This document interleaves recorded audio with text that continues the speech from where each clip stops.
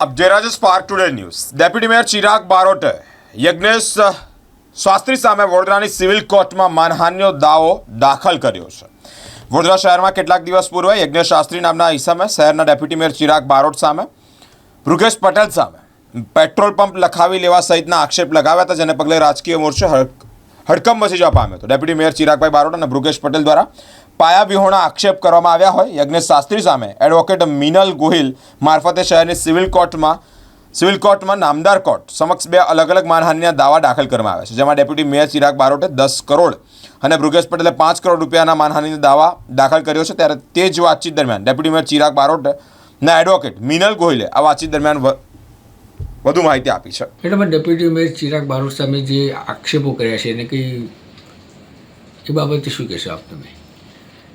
યજ્ઞેશ શાસ્ત્રી કરીને એક વ્યક્તિએ ચિરાગભાઈ વિરુદ્ધ ડેપ્યુટી મેયર વિરુદ્ધ ઘણા આક્ષેપો કર્યા છે અને અમે ચિરાગભાઈએ પોતે કોર્ટમાં માનહાનિ થયા બાબતની એક દાવો દાખલ કરેલો છે અને 10 કરોડનું કોમ્પન્સેશન માટેનો દાવો કરેલો છે। ચિરાગભાઈ એક ડેપ્યુટી મેયર તરીકે વડોદરા શહેરના સન્માનીય પદ પર છે અને સામાજિક આર્થિક ઘણી બધી રીતે ઘણી બધી જગ્યાએ ઘણી સંસ્થાઓ જોડે સંકળાયેલા છે।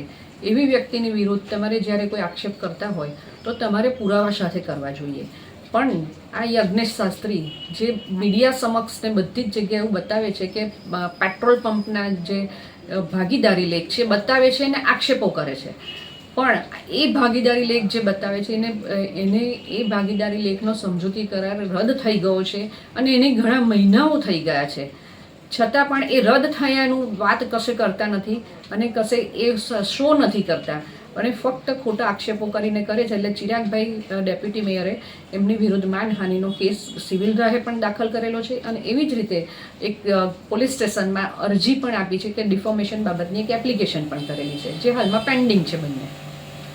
કેટલા કરોડનો દાવો છે મેડમ?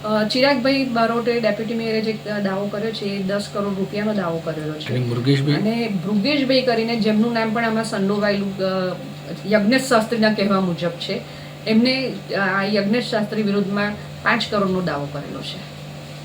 વડોદરાની કોર્ટમાં દાવો દાખલ થયા છે?